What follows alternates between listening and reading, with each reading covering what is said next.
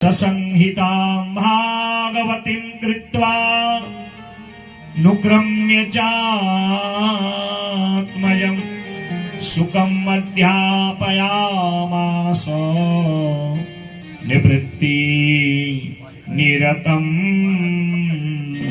मुनिः। और उस 18,000 श्लोक की परम पावनी संहिता को रच के अपने बेटा सुखदेव को अधिकारी समझ के उसको वो कथा सुनाई। और तब सुखदेव जी ने इस भागवती संहिता को गंगा तट के किनारे अक्षय वट वृक्ष जो आज भी विराजमान है वहां पर राजा परीक्षित के कल्याणार्थ उसको परम गति प्रदान करने के लिए, सर्प के भय से निर्भय करने के लिए, मुक्ति प्रदान करने के लिए उस कथा को सुनाया। और तब ऋषियों ने प्रश्न किया, सवै निवृत्ति निरतः सर्वत्रोपेक्षको मुनिः कस्य वा बृहतीमेता आत्मा रामः समभ्यसत्। सुखदेव भगवान तो एक स्थान पर गैया दूहने से अधिक समय तक नहीं रहते हैं। सुखदेव भगवान एक स्थान पे गाय को धोने में कितना समय लगता? 10, 20, 25 मिनट, अधिक से अधिक आधा घंटा। उतने ही स्थान एक जगह पे रहते हैं। तो कैसे वो 7 दिन तक बैठ के भागवत की कथा सुनाए? और कौन था वो राजा परीक्षित? क्यों से कथा सुननी पड़ी? परीक्षितोधरायर्षे जन्म कर्म विलापनम। वो राजा परीक्षित कौन है, उसकी जन्म कथा हमें सुनाए और क्यों उसको भागवत सुनने की आवश्यकता पड़ी। तब यहां से जो है महाभारत की एक कथा संक्षेप में सुनाई है कि जब महाभारत का युद्ध समाप्ति की ओर था और भीमसेन ने अपनी गदा से दुर्योधन की जांग तोड़ के उसका उर्दंड भी तोड़ दिया और आकुल व्याकुल हो रहा है, और उसी समय अपने मित्र अश्वत्थामा को कह रहा है, धिक्कार है तेरे लिए। इन 5 पांडवों ने अकेले मेरे 99 भाइयों को मार के मुझे भी मार दिया, मेरे भी प्राण निकलने वाले हैं। और देख रहा है ये 4-6 चील मेरे प्राण जाने के बाद मेरे शरीर को नोचने को तैयार है, और तूने मित्रता का धर्म क्या निभाया बता? एक पांडवों की भी हानि नहीं हुई।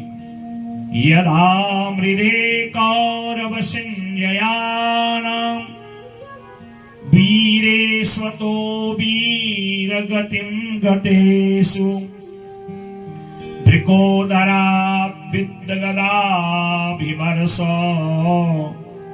भगनोरुदण्डे धृतराष्ट्रपुत्रे। धृतराष्ट्र के एक एक करके सारे पुत्र जब मारे गए, दुर्योधन को भी आज जब भृकोदर भीमसेन ने अपनी गदा से लहूलुहान कर दिया। क्यों? ये भीमसेन की प्रतिज्ञा थी। भरी सभा में जब द्रौपदी के बाल खींच के उसके वस्त्रों का हरण किया जा रहा था, सब मौन थे, और ये दुष्ट दुर्योधन कहता है अपने भाई दुशासन से ला और इस द्रौपदी को मेरी जांग पर बैठा। पांडव जुए में सब कुछ हार चुके थे, इसलिए वो सेवक दास बन गए, और दास सेवक का इतना अधिकार नहीं वो किसी का प्रतिकार करे, विरोध करे, मर्यादा थी। पर उस समय भीमसेन से रहा नहीं गया। भीमसेन कहता है इस भरी सभा में सब सयाने हैं, कोई कुछ नहीं बोलता, कोई बात नहीं, पर मैं बोलता हूं। जो ये दुष्ट दुर्योधन अपनी जांग पे थाप मार के उस जांग पर द्रौपदी को बैठाने की जो है निकृष्ट चेष्टा कर रहा है। हे द्रौपदी, इस दुशासन ने तेरे बाल खींचे ना, इन बालों को तब तक गूंथना मत, बेड़ी मत बनाना जब तक ये जांग पे थाप देने वाले इस दुर्योधन की मैं जांग न तोड़ूं, इसका उर्दंड न तोड़ूं, और जांग तोड़ के उसका लहू, उसका रक्त तेरे बालों पे न सींचूं। और तब तक जो है मां द्रौपदी ने अपने बाल नहीं बनाए थे। ये कैसा अवतार है? आजकल तो क्या कहना महाराज, बिटिया के भी बाल खुले रहते हैं, माताओं का तो कहना ही क्या, कैसा फैशन आ गया। अब भगवान न मालूम कौन सा अवतार लेने वाले हैं। ये मर्यादा है। कभी जो है माताओं को अपने बाल को नहीं फैलाना चाहिए। माताएं दो ही स्थिति में बालों को खोलती हैं, या तो कोई शोक हो रहा हो या वो कोप में है। रामायण की कथा आपने सुनी होगी, कैकेयी ने अपने बाल जब फैलाए तो क्या घटा, ये आप जानते हैं। मैं तो मर्यादा की बात कर रहा हूं, और फैशन को तो आप जाने महाराज। और जो बाल फैलाने का फैशन आ गया है, न मालूम भगवान कब केशावतार लेंगे और ये सब लोगों को शांति देंगे। तो द्रौपदी मां ने अपने बालों को तब तक नहीं बांधा जब तक भीमसेन ने अपनी प्रतिज्ञा पूरी नहीं की। विक्रोधराद विद्यगदाभिमर्श। और जब महाभारत की समाप्ति होने वाली थी, वो समाप्ति कैसे हुई? दुर्योधन के उरुदंड को तोड़ के, जांग भी तोड़ी और उरुदंड, ये जो मेरुदंड है, रीढ़ की हड्डी। अब रीढ़ की हड्डी टूट जाए तो डॉक्टर भी कहता है महाराज बड़ा मुश्किल है, ऑपरेशन करके भी बचने की संभावना कम ही होती है। लहूलुहान दुर्योधन जमीन में अश्वत्थामा के साथ संवाद। अश्वत्थामा कहता, मित्र मैं तुझे वचन देता हूं, भोर होने से पहले 5 पांडवों का मस्तक काट के लाऊंगा। क्योंकि अश्वत्थामा सप्त कल्प की आयु वाले, उनको कोई मार नहीं सकता। अश्वत्थामा पांडवों के शिविर में कक्ष में गए, वहां तो पांडव मिले नहीं। 5 पांडवों के द्रौपदी से 5 पुत्र हैं जो बिल्कुल 5 पांडवों की तरह लगते हैं। 5 पांडवों का जो है, जो 5 पांडव हैं उनके पुत्रों का मस्तक काट के लाया। दुर्योधन ने अपने हाथ में बतासे की तरह उनको मसला, और इतना दुष्ट दुर्योधन भी एक क्षण के लिए करुणा से भर गया। कहता, अश्वत्थामा ये तूने क्या कर दिया? अरे मैंने इन बालकों का क्या बिगाड़ा था बता? अरे तूने तो हमारे कुल में पानी देने वाला भी कोई नहीं छोड़ा। और इधर जब मां द्रौपदी कक्ष में आई तो देखा 5 पुत्रों का मस्तक नहीं है। आकुल व्याकुल होकर के करुण रुदन करने लगी। माता शिशूनां निधनं सुतानां निशम्य घोरं परितप्यमाना तदा रुरदवास्मकलाकुलाक्षी तां शान्तवन्ना किरीटमाली। द्रौपदी 5 पुत्रों का शोक कर रही है, करुण रुदन कर रही है। 5 पांडव भगवान के साथ भाग के आए। द्रौपदी के कक्ष शिविर में जब पहुंचे, देखी स्थिति, आकुल व्याकुल हो गए। अर्जुन समझ गए किसने किया है निम्न कार्य। गए अश्वत्थामा के कक्ष में, जैसे पशु को खींच के लाते हैं, अश्वत्थामा के मस्तक को पकड़ा, उसके केस खींचे और ला करके द्रौपदी के चरणों में धड़ाम से पटक दिया। कहा, द्रौपदी ये तुम्हारे पुत्रों का तुम्हारा अपराधी है। ये अपराधी ही नहीं, इसने शिशुओं को मारा है, बच्चों को मारा है। ये आतंकी है, आतताई है। द्रौपदी ने देखा ये ब्राह्मण है, ब्राह्मण पुत्र है, गुरुपुत्र है। अरे ब्राह्मण कितना ही क्यों अपराध न करे, उसको दंड देने का अधिकार भगवान को भी नहीं होता। इसलिए महाराज छोड़ दो। मुच्यता मुच्यता में ब्राह्मणो नितराम गुरु। छोड़ दो महाराज, छोड़ दो। एक तो ये गुरुपुत्र है, उसमें ब्राह्मण है, और ब्राह्मण अपराध करे, दंड देने का अधिकार किसी को नहीं है। अर्जुन ने युधिष्ठिर की तरफ देखा, युधिष्ठिर ने भगवान की ओर। सामने त्रिलोकीनाथ, द्वारिकानाथ श्री कृष्ण खड़े हैं। भगवान साक्षात धर्म रूप है, निर्णय तो वही देंगे ना। भगवान कहते, मैं नीति की बात कहता हूं। ब्रह्मबंधुर्न हंतव्य आतताई बधारहण। ब्राह्मण को दंड देना नहीं चाहिए, अर्थात ब्राह्मण को मारना नहीं चाहिए, और आतताई को छोड़ना नहीं चाहिए। अर्जुन समझ गए अश्वत्थामा के मस्तक में मणि है। मणि माने सम्मान। उसकी मणि निकाल दी और केशों का मुंडन कर दिया। हमारा शास्त्र कहता है वपनम द्रविणादानम स्थाना निर्यापणम तथा ऐसे ही ब्रह्म बंधूनाम बधो नान्योस्ति दैहिकः। ब्राह्मण कितना ही बड़ा अपराध क्यों न करे, उसको कभी दंड नहीं देना चाहिए। उसकी 7 पीढ़ियों का विनाश हो जाता है जो ब्राह्मण का अपराध करता है। हाँ, अपराध किया है तो उसको दक्षिणा मत दीजिए, अन्न मत दीजिए, उसका देश निकाला, ग्राम निकाला कर दीजिए, उसके केशों का मुंडन कर दीजिए। यही ब्राह्मण के लिए मृत्यु से भी बढ़ के है। वही आज अर्जुन ने किया। पुत्र शोकातुरा सर्वे पांडवाः स कृष्णया। अपने पुत्रों के शोक में आकुल व्याकुल 5 पांडव द्रौपदी ने आज उन पुत्रों का अंत्येष्टि कर्म किया। अश्वत्थामा अपमान को सहन नहीं कर पाया, प्रतिज्ञा करी मैं इन पांडवों का वंश नष्ट करके रहूंगा। क्यों? ये जानता था कि वीर गति को प्राप्त जो सुभद्रा अर्जुन के पुत्र अभिमन्यु हैं, उनकी पत्नी है उत्तरा जो अभी सगर्भा है। युद्ध क्षेत्र में छल से कौरवों ने चक्रव्यूह में फंसा के अभिमन्यु को मार दिया। ये कथा आप लोग जानते हैं और कभी सुनी होगी। और अभी वो सगर्भा है, गर्भ में बालक है। तो अश्वत्थामा जानता है ये पांडवों का वंश संरक्षण करेगा। अश्वत्थामा ने अपमान का बदला लेने के लिए अपना ब्रह्मास्त्र का प्रयोग किया। और जो ब्रह्मास्त्र है ना, वो तो परमाणु अस्त्र से भी श्रेष्ठ होता है। जहां गिरे सब नष्ट कर दे, सर्वनाश कर दे। अश्वत्थामा ब्रह्मास्त्र चलाना तो जानता था, पर उसको साधना नहीं जानता था, वापस करना। इसने अपने ब्रह्मास्त्र को मां उत्तरा के गर्भ में प्रवेश कराया और उत्तरा के गर्भ के बालक को नष्ट कर दिया।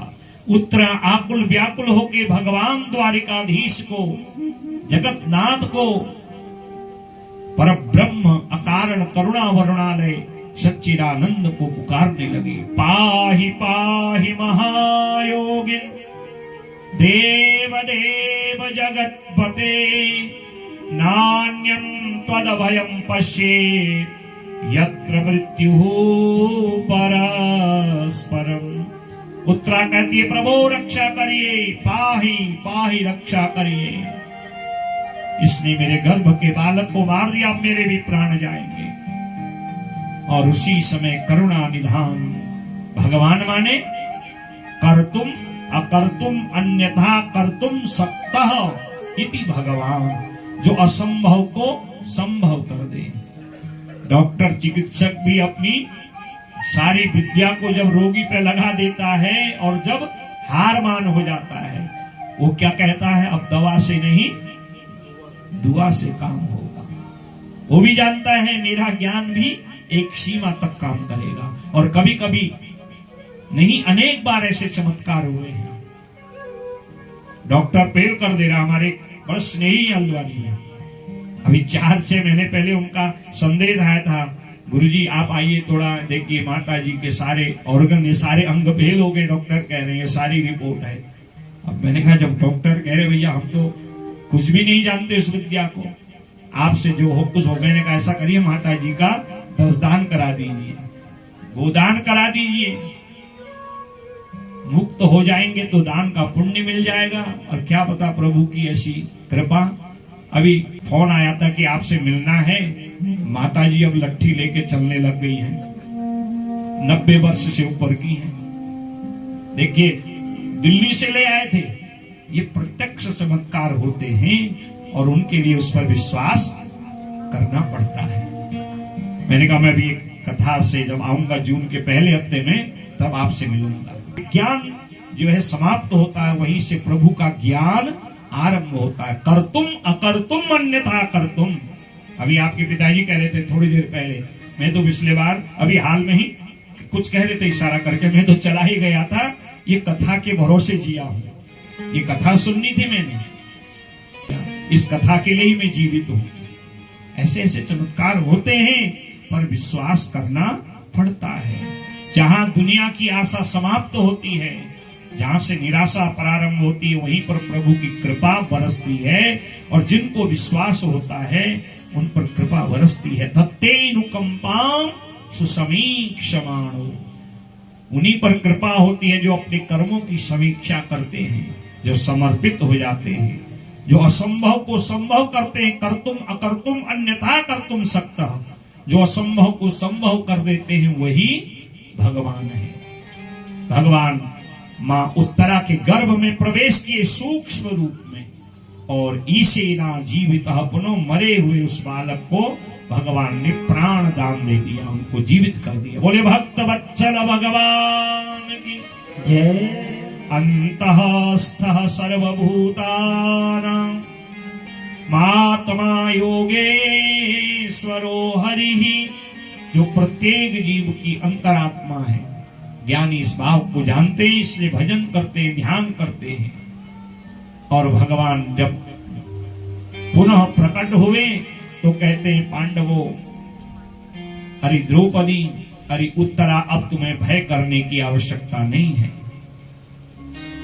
और कुंती तो भगवान की बुआ जी हैं, कहती बुआ जी अब आपको कोई चिंता की आवश्यकता नहीं, और मैं तुम्हें बताऊंगा ये बालक बड़ा प्रभावशाली होगा, और मेरी भक्ति करते करते भवसागर से पार हो जाएगा। पांडवों को बड़ा आनंद हुआ, और आज कुंती मां ने भगवान से रिश्तेदारी नहीं, भगवान को भगवान मान के बड़ी जो है 10-12 श्लोकों में बड़ी सुंदर स्तुति करी है।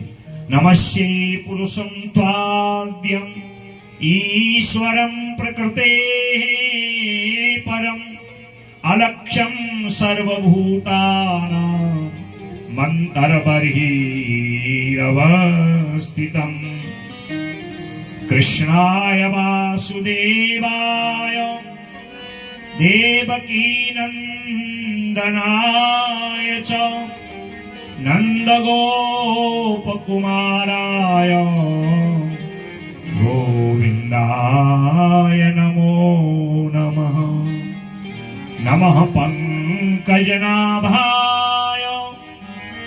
नमः पंकजमालिने, नमः पंकजनेत्राय, नमस्ते पंकजांग्रये। आपके चरण से मस्तक पर्यंत एक एक अंग कमल की तरह है।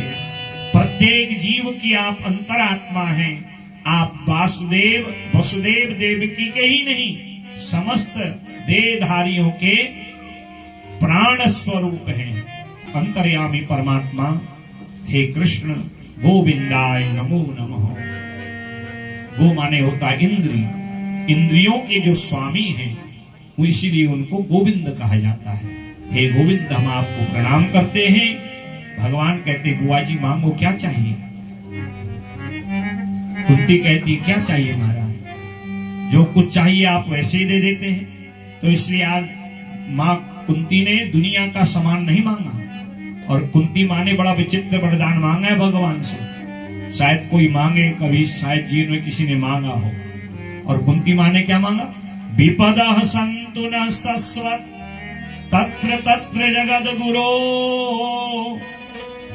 भवतो दर्शनं यस्या पुनर्भव दर्शनम। भगवान से विपत्ति मांगी। हम तो भगवान से कहते हैं सुख संपत्ति घर आवे, कष्ट मिटे तन का। और मां कुंती क्या कहती है, नह विपदः सन्तु अस्माकं, हम सब में सदा विपत्ति आए, हम सब पर विपत्ति आए। कोई भगवान से विपत्ति मांगता है? और कुंती मां ने ऐसे ही कोई बात नहीं कही है।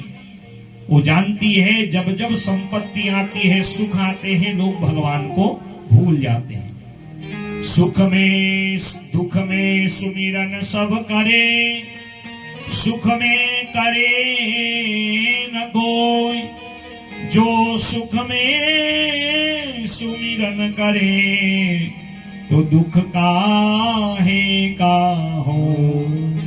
बलिहारी वा दुख की जो पल पल नाम रटाए, सुख के माथे सिल पड़ियो जो हरि हृदय से जाए। व्यक्ति के पास सुख संपत्ति आती है, देने वाले परमात्मा को भूल जाता, अपने आप को कहता ये सब मेरा किया है। और थोड़ी ठोकर क्या लगी कि जा बाबू राम राम शिव शिव अपने आप निकलता है। अरे सुख में भी भजन का अभ्यास कर, जब सुख में भजन करेगा तो दुख में अपने आप भजन हो जाएगा, और भजन करते ही दुख की निवृत्ति हो जाएगी। यही मां कहती है। हम पर जब विपत्ति आई तो आप प्रकट होकर के हमारे दुखों का निराकरण किए। हम राज्यहीन हुए, पांडव अज्ञातवास में रहे, वनवास में रहे, लाक्षागृह में हमें जलाने का प्रयास किया गया। हर विपत्ति में किसने रक्षा करी? द्वारिकानाथ गोविंद ने।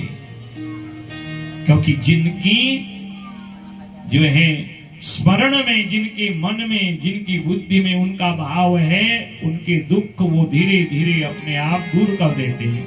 कहा हनुमंत विपद प्रभु सोई, कहा हनुमंत विपद प्रभु सोई, कहा हनुमंत विपद प्रभु सोई, कहा हनुमंत विपद प्रभु सोई।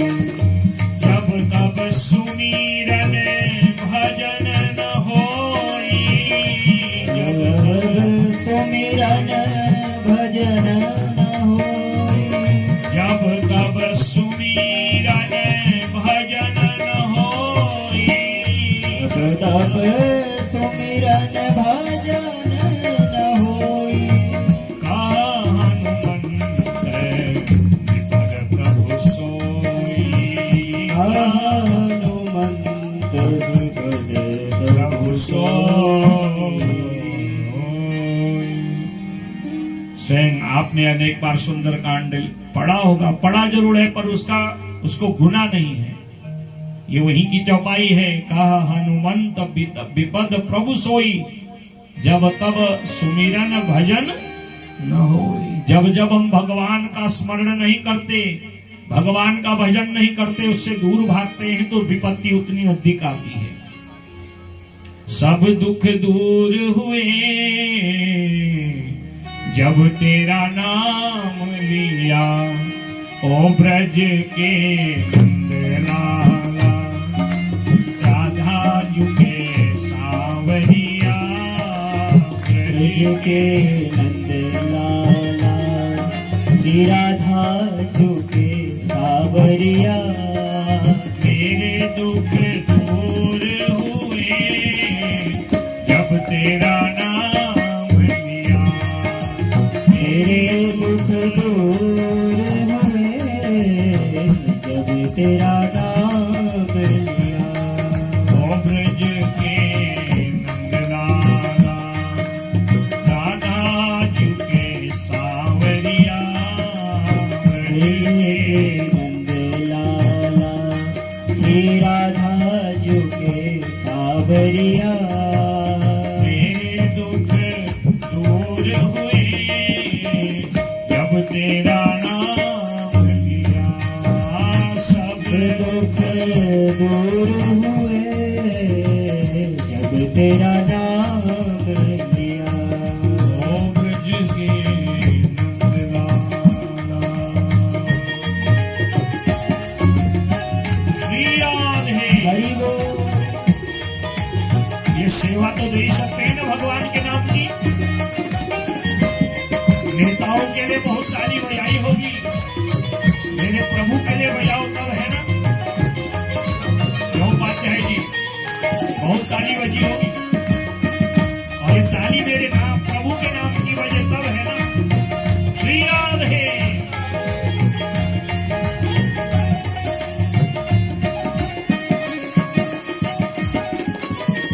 मीरा पुकारे तुम्हें गिरधर गोपाला, मीरा पुकारे तुम्हें गिरधर गोपाला, मीरा पुकारे तुम्हें गिरधर गोपाला, मीरा पुकारे तुम्हें गिरधर गोपाला।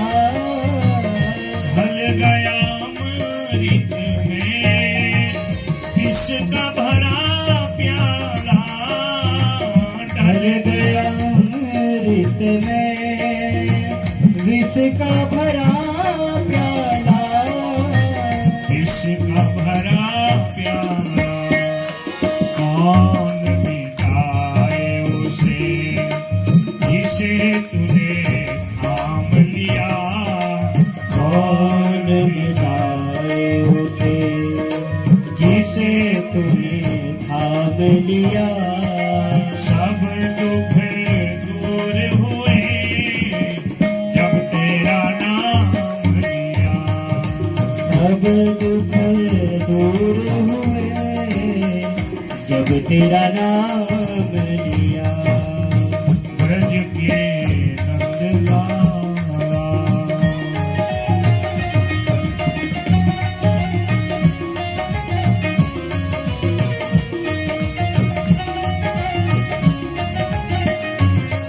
याद है मस्ती में, भाव में, आनंद में, सब कुछ भूल के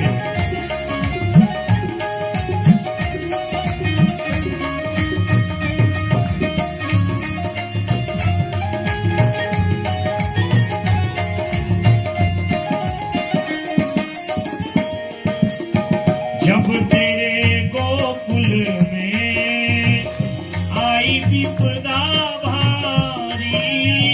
जब तेरे गोकुल में आई विपदा भारी।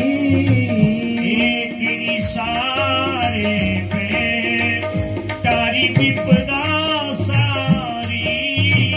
एक इशारे पे तारी विपदा सारी।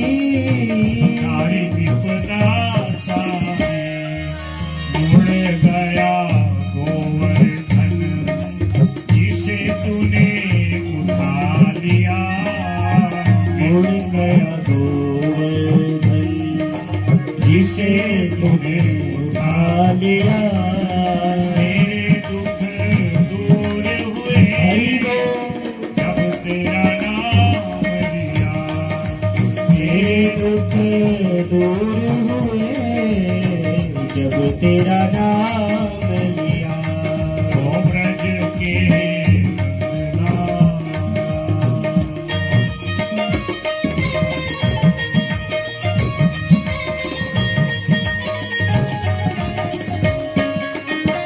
जय जय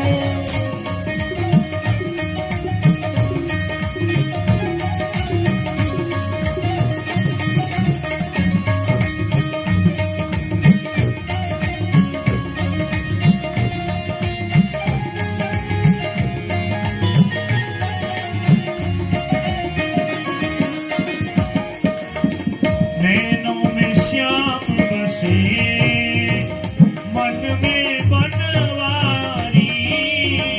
नैनों में श्याम बसे मन में बनवारी।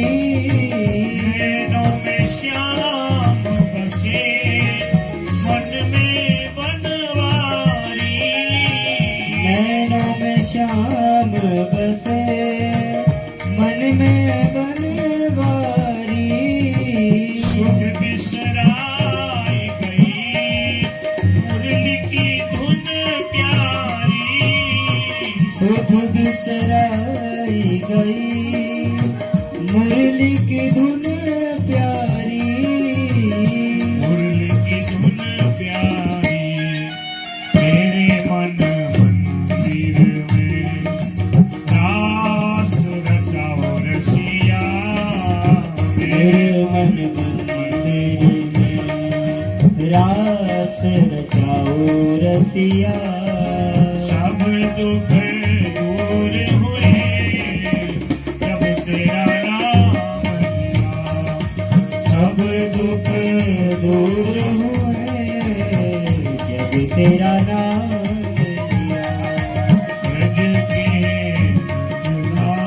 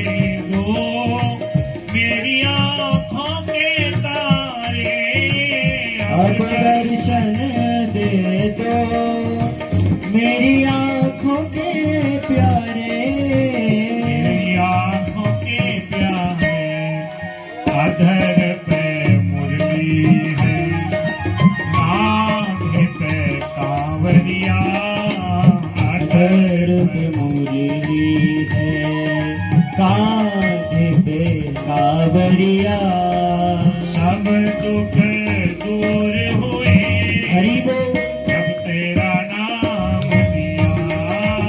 सब दुख दूर हुए जब तेरा नाम लिया। ब्रज के नंदलाला राधा जी के सांवरिया। ब्रज के नंद लाला श्री राधा जो के सावरिया सब दुख दूर हुए जब तेरा नाम लिया।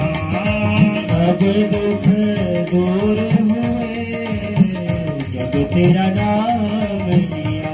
हाँ मेरे दुख दूर हुए जब तेरा नाम लिया। मेरे दुख दूर हुए जब तेरा नाम लिया। हाँ जब तेरा नाम लिया। जब तेरा नाम लिया। हाँ जब तेरा नाम। लिया। बोले भक्तवत्सल भगवान की जय जय श्री राधे नमो किंचन वित्ताय निवृत्त गुणवृत्तये आत्मारामाय शांताय कैवल्य पतये नमः। अकिंचनों के जो सहारे हैं और संसार के जो समस्त गुणों से निवृत्त हैं, आत्मा रमण करने वालों के जो अधिष्ठात्री आनंद स्वरूप हैं, मुक्ति के नायक हैं, ऐसे श्री हरि द्वारिकाधीश को मैं प्रणाम करती हूँ। मां कुंती सहित पांडवों ने बड़ी स्तुति करी और भगवान कहते देखो अब तुम्हें भय की आवश्यकता नहीं, ये बालक भागवत परम भागवतों की श्रेणी में आएगा, ये मेरी दिव्य कथा का लाभ लेके परम गति को प्राप्त करेगा। और इधर समय आने पर इस बालक का जन्म हुआ, जिस बालक को गर्भ में ही अश्वत्थामा ने मार दिया और भगवान ने संरक्षण दिया। तब ऋषियों ने प्रश्न किया, उत्तराया हतो गर्भ ईशेना जीवतः पुनः तस्य जन्म महाबुद्धे कर्माणि च महात्मनो। उस बालक का क्या हुआ जिसको उत्तरा के गर्भ में अश्वत्थामा ने मार दिया और भगवान ने उसको पुनर्जीवन दिया। तो कहते हैं समय आने पर उस बालक का उत्तरा के गर्भ से जन्म हुआ। जातकम कारयामासो वाचित्वाच मंगलम। जब इसका जन्म हुआ, युधिष्ठिर महाराज जी ने अर्जुन की अनुपस्थिति में अपना पिता का धर्म निभाया। अब पिता तो है नहीं, अभिमन्यु तो वीर गति को प्राप्त हो, तो धर्म निभाया और ब्राह्मणों को बुला के स्वस्ति वाचन मंगल आदि पढ़ाया और जातक संस्कार कर किया। ब्राह्मणों ने विधिवत इनका फिर नामकर्म संस्कार किया। इनके दो नाम हुए, विष्णु तस्मान नामना विष्णुरातो इति लोके बृहत्सवा। पहला नाम हुआ जो है विष्णुरात और दूसरा जो नाम हुआ वो परीक्षित नाम हुआ। स लोकः विख्यातः परीक्षित इति यत् प्रभु। दो नाम हुए। पहला नाम विष्णुरात, विष्णुरात का अर्थ है विष्णुरातः दत्तः, जिसको अश्वत्थामा ने मार दिया और भगवान नारायण रूपी कृष्ण ने जिनको पुनर्जीवन दिया, जिनको प्राण दान दिया, इसलिए नाम है विष्णुरात। और परीक्षित नाम इसलिए है, इस बालक को जो भी पकड़ता था, ये बालक उस व्यक्ति को टुकुर टुकुर करके देखता था। और क्या देखता था, कहीं ये वो तो नहीं जिसने गर्भ में मेरी रक्षा करी, अर्थात जो अपने जन्म देने वाले, पुनर्जन्म प्रदान करने वाले, संरक्षण करने वाले नारायण को प्रत्येक में देखे, उन्हीं का नाम है परीक्षित। और परीक्षित का एक अर्थ देवी भागवत में लिखा है, परीक्षीणेषु वंशेषु, अपने वंश को क्षीण होते होते जिसने बचाया, जो है उसी का नाम है जगत प्रसिद्ध नाम परीक्षित। बोले परीक्षित जी महाराज की जय। ब्राह्मणों ने कुंडली बनाई, इनके सारे गुण दोष युधिष्ठिर महाराज पांडवों को बताए। कहा ये जो है धनवान होंगे, वीरवान होंगे, पराक्रमशाली होंगे, सारी पृथ्वी को जीत के धर्म सम्राट बनेंगे, चक्रवर्ती धर्म सम्राट बनेंगे। दीनहीन लोगों की सेवा करने वाले, प्रजा को पुत्र के समान मानने वाले, परंतु इनकी कुंडली में एक सर्प योग है। तक्षकात आत्मनो मृत्युम द्विजपुत्रोपसर्जिता उपरजिता तक्षकात आत्मनो मृत्यु द्विजपुत्रोपसर्जिता। इनकी मृत्यु तक्षक नाम के नाग के डसने से होगी। और आगे पांडव कहा डरिए मत, परंतु यह प्रपच्छत उपश्रुत्यो मुक्त संगः पदम हरे है। ये सत्संग के द्वारा, भागवत के द्वारा भगवान के परम पद को प्राप्त करके निर्भय हो जाएगा। तब पांडवों को आनंद हुआ और बड़ा उत्सव हुआ है और इस बालक का संरक्षण हुआ, पाल पोष के बड़ा जो है होने लगा।